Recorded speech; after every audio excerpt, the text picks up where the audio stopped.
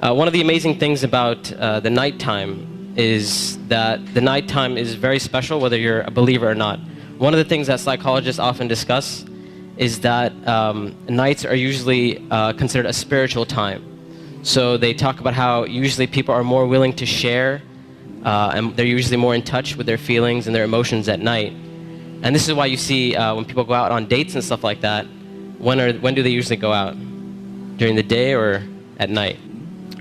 So people are more likely to be in touch with their spiritual side and their feelings and their emotions. And what Islam does is that it takes advantage of this time.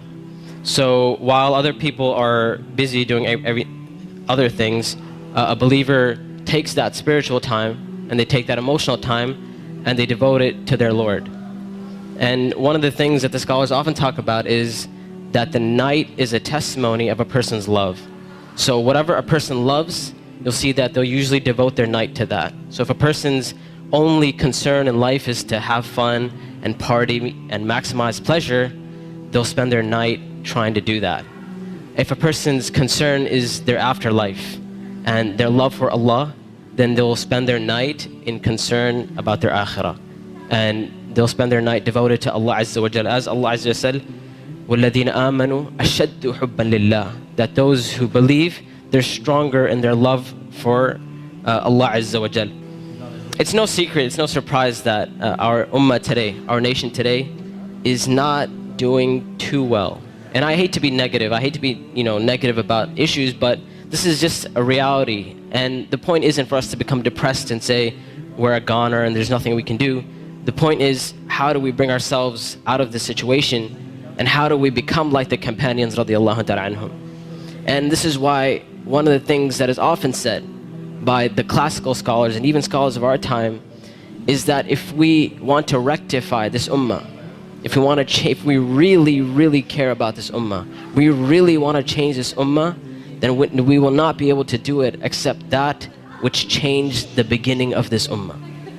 Meaning, if we really care, we really want the ummah to progress. Now we're Muslims living in the West and we care about Muslims in America, and we really want Muslims to be in a better state.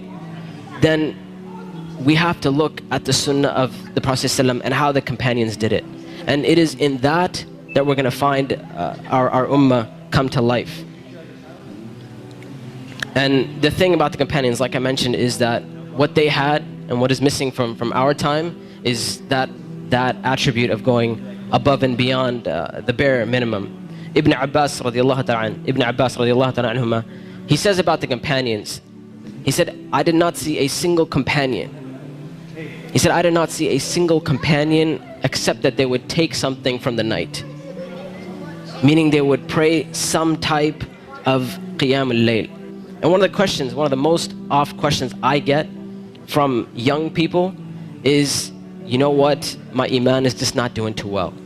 Like, I have a dip in my iman and I just don't feel it anymore.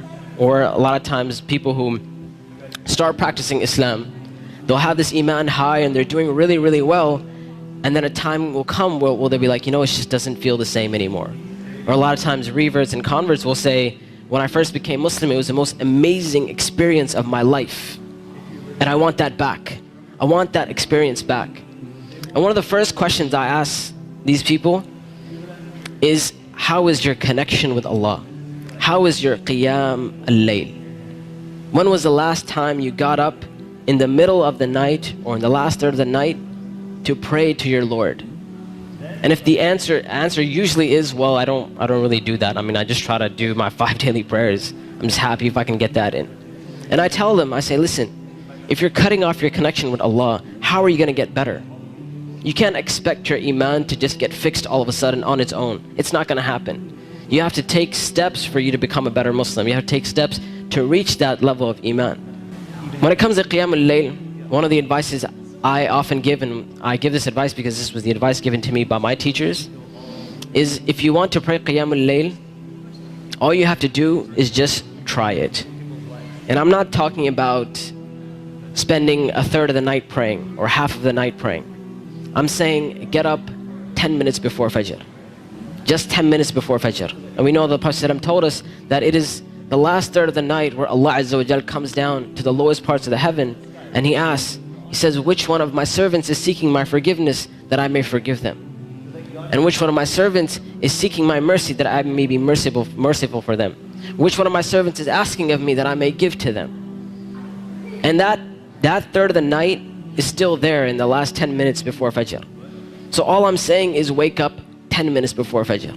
Not an hour, not 2 hours before Fajr, 10 minutes before Fajr. And try and pray Qiyamul Layl and experience this amazing spiritual nature that Allah Azza wa Jal has given us, this blessing that Allah Azza wa Jal has given us. And when you get up in the night, number one, you'll see your heart transform. You'll feel your heart unlike you've ever felt it before. And I know a lot of us, and this is a problem which is very, very common, where we look at Islam and all we see is a bunch of things we have to do. And we're missing that spiritual side of Islam. We're missing that connection with Allah and our Creator. And I tell you that if you're seeking that connection, then get up and pray Qiyamul Layl. You will see your heart transform. You will see this tranquility and peace that Islam is supposed to be. You know, people talk about Islam. Islam means peace and all that kind of stuff. If you really want to experience that, get up in that last third of the night. Get up for 10 minutes and you will see that peace and tranquility descend upon you.